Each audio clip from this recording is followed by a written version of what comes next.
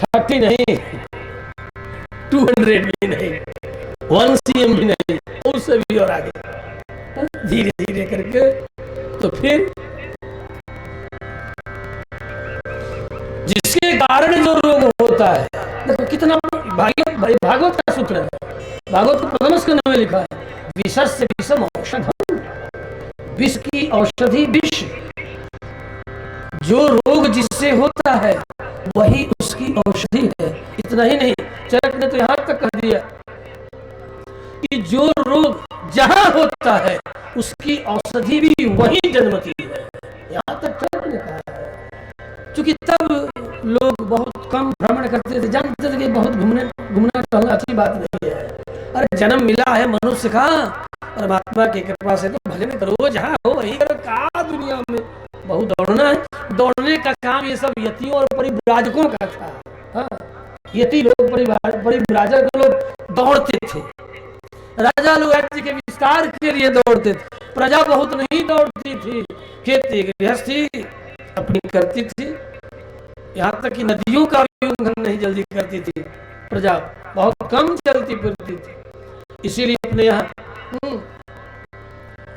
कोस कोस पर पानी बदले, है ना, कोस कोस पर, यहाँ की कहावत है, कोस कोस पर पानी बदले, चारी कोस पर एक नदी से दूसरी नदी, एक नदी के इस किनारे और उस किनारे, इतना किनारों का बंधन होता था कि उस किनारे वाले कोई और भाषा और उस किनारे वाले कोई और भाषा, क्योंकि आपस में मिलना जुलना बहुत कम हो पाता था। लोग खेती करते, गृहस्थी करते, नित्य आसन प्राणायाम जब नियमावली का पालन करते, भगवत आराधना पूर्वक जीवन यापन करते थे और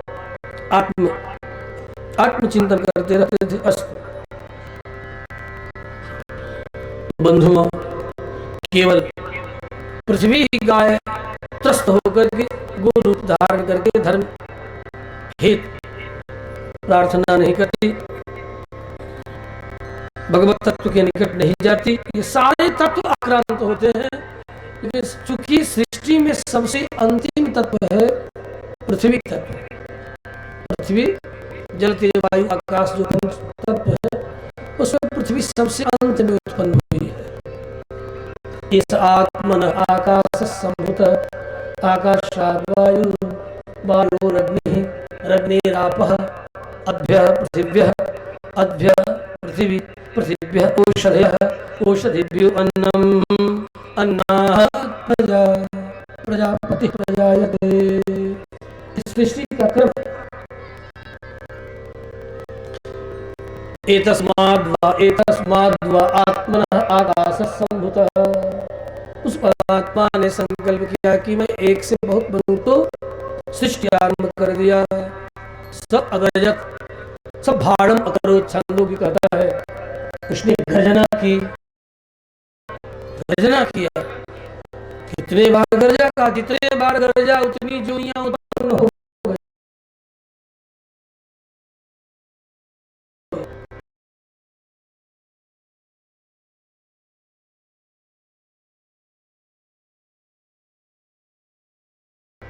उतने लक्ष्य जोनियां उत्पन्न हुई। का अब तक उस परमात्मा ने कितने बार गर्जना किया है? कहा 84 लक्ष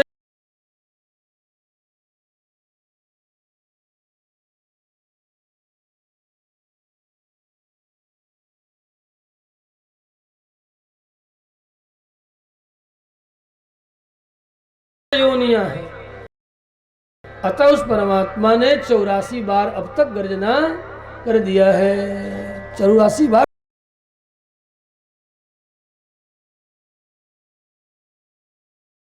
गर्जन हो चुका।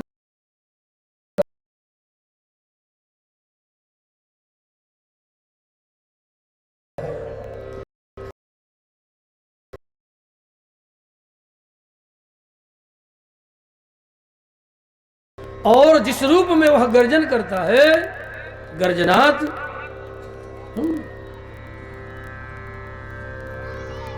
गर्जनात्वा रौद्रात्वा रुद्र, जिस रूप में वह परमात्मा गर्जना करता है, उनका नाम होता है रुद्र। रुद्र, रौद्रात, वही गर्जना करते हैं। और निरंतर इस पृथ्वी में, नारायण, इस भूमंडल में गर्जना हो रही है निरंतर। अब की बार की जो गर्जना हुई है वह 84वीं गर्जना है। इसीलिए 84 आकर 4,84,000। और एक एक गर्जना में लाख लाख प्रकार की योनियां, मतलब एक गर्जना की जो तरंग दैर्घ्य जो पृथक पृथक उनके जो परिमाप है। अब ये देखो, ये फिजिक्स का विषय है, लेकिन है यहाँ भागवत में है आधुनिक फिजिक्स। जब गर्जना होगी तो उसमें लक्ष्य तरंगे आएंगी, उन तरंगों के कारण एक लक्ष्य तरंग, एक गर्जना है, और निरंतर उसका फैलाव हो रहा है। शभाणम अकरोत, जो गर्जना करता है उस गर्जन का नाम क्या है? सृष्टि के आदि में उस शब्द का नाम है भ। ये विस्फोटक है। आप सामने कागज या कुछ रख दो और भ बोलो, भ, ये फाड़ देगा। विस्फोटक सभी वर्णों में। और इसका जो प्रयत्न है वह विवार है। विवार माने फैलाने वाला, फैलाव करने वाला। और महाप्राण, इसमें महाप्राण लगता है। प्रत्येक वर्णों का अलग अलग प्रयत्न है, आभ्यंतर भी और बाह्य भी। बाह्य प्रयत्न विवार है भकार का, और उससे सृष्टि के आदि में वही प्रयत्न होता है, विवार प्रयत्न होता है। और वर्ण कौन सा है? कहा भ। सभाणम अकरो छांदोग्य। उस सृष्टिकर्ता परमात्मा ने भ ऐसा विस्फोटक शब्द किया। आज भी वह सृष्टि में निरंतर गर्जना हो रही है और सृष्टि का फैलाव निरंतर हो रहा है, लेकिन 100-200 वर्षों में हम आप नहीं आंक पाएंगे। इसीलिए आधुनिक वैज्ञानिक कहते हैं कि ग्रेविटेशनल फोर्स इज कांस्टेंट, स्थिर है। पृथ्वी से सूर्य की दूरी स्थिर है, लेकिन स्थिर नहीं है। ये कौन कहता है? भागवत का विज्ञान कहता है। क्यों कहता है? इसलिए कि निरंतर सृष्टि में विस्तार हो रहा है, लेकिन इतनी हम एक बृहत्तर काल में ये फैलाव इतना न्यून है कि हमें इसे स्थिरांक में स्वीकार करना पड़ता है। अन्यथा सूर्य से पृथ्वी की दूरी निरंतर बढ़ रही है, लेकिन ये बढ़ने की जो घटना है इतनी न्यून गति से बढ़ रही है कि इसे हमें स्थिरांक के रूप में, कांस्टेंट के रूप में स्वीकार करना पड़ा है। लेकिन यह सत्य नहीं है। इतना ही नहीं, परमाणुओं का ऑर्बिट भी बढ़ रहा है। प्रत्येक परमाणु अपने ऑर्बिट से, अपने मूलांक से, अपने स्थिरांक से, अपने नाभि से दूर की ओर जा रहे हैं। प्रत्येक परमाणु। अब जो आधुनिक ये क्या बोलते हैं, फिजिक्स, इलेक्ट्रॉनिक स्ट्रक्चर, ये एटॉमिक स्ट्रक्चर के बारे में जो बच्चे अभी पढ़े होंगे 8th 9th 10th या 11th इत्यादि में, थोड़ी सी सरल सी बात है। मैं उसका दर्शन बता रहा हूँ जो हो क्या रहा है। आपने जो पढ़ा ठीक है, पश्चिम का सिद्धांत, एक मैं पूर्व का सिद्धांत दे रहा हूँ कि आज भी पारमाणविक जो ऑर्बिट से, नाभि से, न्यूक्लियर से प्रत्येक कणों की दूरियां जिस गति से बढ़ रही, उसी गति से, ठीक समानुपातिक गति से सूर्य, चंद्र, ग्रह, नक्षत्र आदि एक दूसरे से दूर भाग रहे हैं, दूर निकल रहे हैं। सृष्टि क्रम में यह निरंतर होता रहता है। और जब एक ऐसा समय आएगा कि इतना दूर निकल जाएंगे कि न्यूक्लियस से, नाभि उनको बांध करके रखने का सामर्थ्य खो देगा। और जब खो देगा तो क्या होगा? महाप्रलय होगा। तमः परे वासुदेवे एकी भवति। फिर इतनी दूरियां बढ़ जाएगी और जब बढ़ने में समय लगेगा। चलो आओ, हमें तुम्हें भगवान श्री कृष्ण का जन्म आज करा देना, ठीक है ना? बैठे रहेंगे ना, समय तो हो गया, 10 मिनट तो बैठेंगे ना, क्योंकि 5 बज गए। क्यों 5 बज गया ना? हाँ बज गया। अब जन्म की कथा थोड़े में सुना दूं। वसुदेव गृहे साक्षात् भगवान पुरुषः परः जनिष्यसे तत्प्रियार्थम वै तत्प्रियार्थम संभवन्तु सुरस्त्रियः। आओ माधुर्य में सीधे कथानक में चलता हूँ। हुआ क्या?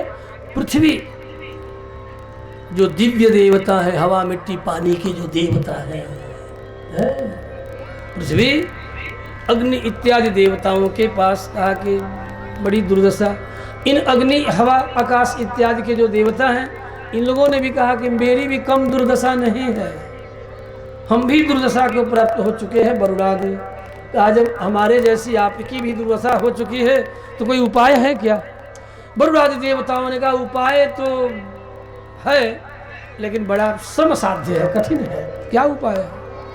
तो हम सब लोग चले और चल करके जो सृष्टि करने वाले ब्रह्मा हैं उनसे चल करके पूछें, चल के कहें, प्रार्थना करें। तो देवताओं की ये बात पृथ्वी को अच्छी लग गई। कहा ठीक है, आप लोग मेरा साथ देंगे ना? कहा क्यों नहीं देंगे, आपका दर्द केवल नहीं है, हम हवा में हमारा भी दर्द है। वरुणादि देवताओं ने, जलादि के देवताओं ने भी निवेदन किया कि हम भी कम आक्रांत नहीं, आज के मनुष्यों ने मेरी दुर्दशा कर दी है, हम भी अपने स्वरूप में नहीं रह गए हैं। जो मेरा शक्त था, जो मेरा बल था, वो बल आज मुझ में नहीं रहा। तो भूदेवी गाय का रूप धारण करके, क्योंकि गाय के द्वारा ही पृथ्वी का ठीक ठीक पोषण होता है, पशुधन से पृथ्वी पुष्ट होती है, उनके मांस और रक्त से नहीं, उनके विकार से। कौन सा विकार? दुग्ध, गोमूत्र, गोबर आदि के द्वारा ये पृथ्वी पुष्ट होती है। और पृथ्वी जब पुष्ट होगी तो पृथ्वी पर निवास करने वाले जितने जीव जंतु हैं, मनुष्य से लेकर के पशु पक्षी इत्यादि, सबका सत्व, सबका बल बढ़ता है। और जब इनके मन का बल बढ़ेगा, तन का बल बढ़ेगा, बुद्धि का बल बढ़ेगा, तो धर्म का बल बढ़ेगा। धर्म अन्योन्याश्रित है।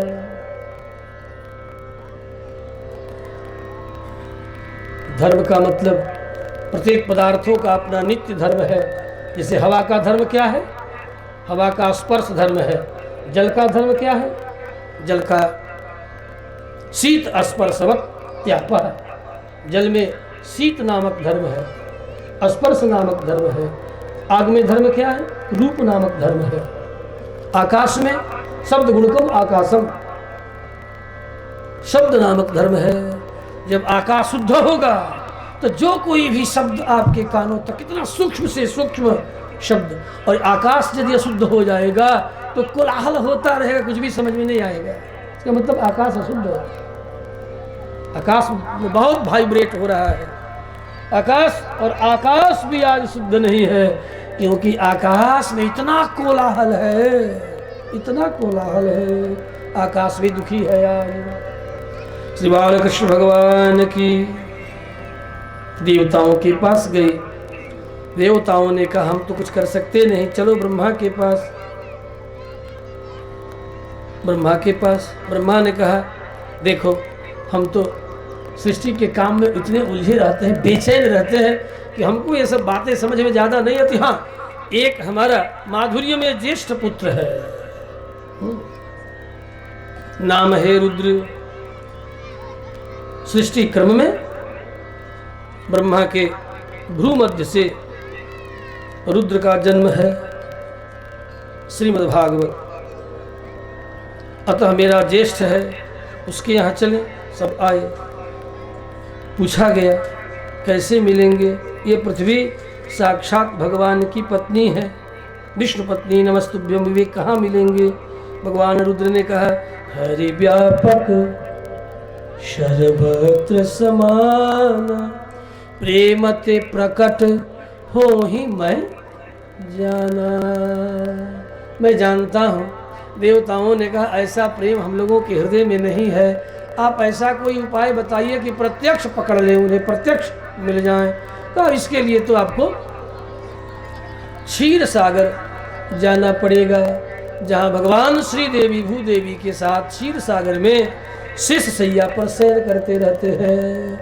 अनेक दिव्य जो अधिकारी पुरुष हैं उनकी सेवा करते रहते हैं। दिव्य देवता जो उनका व्यूह रूप है, व्यूहावतार है, विशेष रूप से ढूंढे जाने पर वे प्राप्त होते हैं। इसीलिए उन्हें वह रूप व्यूहावतार कहलाता है। व्यूहते आहूयते, अतः व्यूहा जो आवाहन से प्राप्त होते हैं, ढूंढने से दिखाई पड़ते हैं, प्रत्यक्ष दिखाई पड़ते हैं, चमड़ी की आंखों को दिखाई पड़ते हैं। तब वहीं चला जाए। हम भोगी देवता ठहरे, हम लोगों के हृदय में इतना प्रेम कहाँ है कि वे सर्वत्र है तो सर्वत्र उन्हें ढूंढ ले, जहां भी प्रत्यक्ष मिले वहीं चला जाए। सब गए।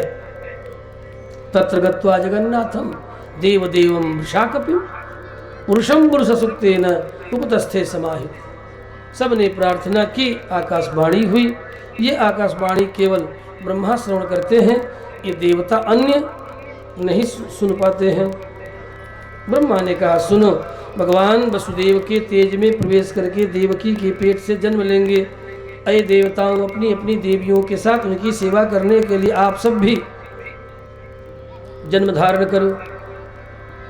भगवान वसुदेव के तेज से पुनः अनंत भी सहस्रवदन जगत में प्रकट होंगे। वे पहले आएंगे। अग्रतो भविता देवो हरे प्रिय चिग्रशया। भगवान श्री कृष्ण के प्रिय कार्य करने के लिए सबसे पहले अनंत का जन्म होगा। इतना ही नहीं, उनकी माया भी जन्म धारण करेगी। विष्णु माया भगवती, जिसने सारे जगत को सम्मोहित किया है, वह माया भी नंद पत्नी यशोदा के पेट से जन्म धारण करेंगी। आदिष्टा प्रगुणान से न कार्यार्थे संभविष्यति। भगवान के कार्य को सिद्ध करने के लिए वह भी जन्म धारण करेंगी। इसलिए अय देवताओं, आप सब जहाँ तहाँ जदवंश में, उनके अवान्तर वंशों में जन्म धारण करो। इस तरह देवताओं को ब्रह्मा ने आश्वासन भी और आदेश भी प्रदान किया है। सभी देवता पुनः अपने अपने लोकों को जा और भगवत सेवार्थ, जन्म धारणार्थ तैयार हो गए। इधर तैयार ही नहीं हुए, जन्म भी प्राप्त करने लगे।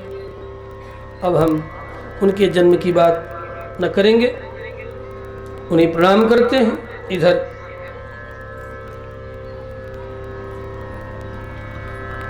देवकी का विवाह उग्रसेन के छोटे भाई देवक की बेटी ये देवकी है। देवकी का विवाह संपन्न होता है वसुदेव के साथ। कंस उपहार समर्पित करता है। वसुदेव के पिता ने कुछ भी मांगा नहीं है, लेकिन बिन मांगे इतने पुत्र वत्सल है देवक कि अपनी बेटी के लिए अनेक तरह का उपहार प्रदान करते हैं। 18 सब तो केवल रथ दिए हैं। आप 1-2 गाड़ियां दे देते हैं तो छाती अकड़ा के चलते हैं अपनी बेटी के लिए, है कि नहीं? अरे बेटी संपत्ति की अधिकारी है। अब तो सुप्रीम कोर्ट ने आपकी कंजूसी के कारण ऑर्डर कर दिया। हाँ, मर रही थी, कितनी परिस्थितियों में जी रही थी, लेकिन ये भाई और बाप इतने कंजूस और क्रूर हो गए, इसको अनुभव किया। मैं तो इस निर्णय को सम्मान करता हूँ। हाँ, व्यक्ति को पुत्र वत्सल और भातृवत्सल होना चाहिए। पूरी संपत्ति में जितना पुत्रों का हक है उतना ही बेटियों का भी अधिकार है। लेकिन ये त्याग संपन्ना थी, मांगती नहीं थी। जीवन पर्यंत पिता और भाई भी हर प्रकार के सुख दुख में साथी होते थे, लेकिन जब से ये साथी बनना छोड़ दिया तब से बेटियों ने भी नालिश टाइटी करना शुरू कर दिया। और ठीक ही किया, कोई गलत नहीं है, करती रहना। तो बाबा बड़ा बिगड़ा हुआ है दादा, तो गुस्साता है, हमारी बहन बेटी गुस्साता नहीं। या तो आप जीवन पर्यंत ये समझो कि बाप की संपत्ति में मेरी बहन का अधिकार है, और नहीं समझोगे तो टाइटल होगा, लड़ोगे। इसलिए प्यार से दो, फिर वह भी अपनी ममता और अपनत्व लुटाएगी, कभी तुमसे हिस्सा नहीं मांगेगी। और जिस दिन तुम सम्मान छोड़ दोगे कम करना, उसी दिन तुम्हें कोर्ट के दरवाजे पर घसीट लेगी। और ये ठीक भी है। पुरुष लोग नाराज जरूर होंगे, लेकिन हमारी बहनें तुम उस पर प्रसन्न हो ना? क्यों नहीं? हमारी बात से प्रसन्न हो ना? नहीं प्रसन्न हो? अभी नहीं कहेगी, बाद में भीतर भीतर सब प्रसन्न है, अभी नहीं बोलेगी। दादा अगल बगल में सब बैठे हुए हैं, भाई पिता इत्यादि। पहले भाई भी बहन वत्सल हुआ करता था, क्या दूं क्या दूं क्या दूं, ये दे दूं। और पिता भी क्या दे दे अपनी बेटी के लिए। अब तो जब तक बेटा वाला मांगे न, तब तक उसमें भी कुछ कंजूसी। अरे आखिर ठीक है, बेटा वाले को मांगना क्यों पड़ा? ठीक है, बड़ी बुरी प्रथा है, मान लेता हूं, बहुत बुरी प्रथा है, दहेज प्रथा बहुत बुरी प्रथा है। लेकिन क्यों? तुम क्यों नहीं अपनी पुत्री को और भाइयों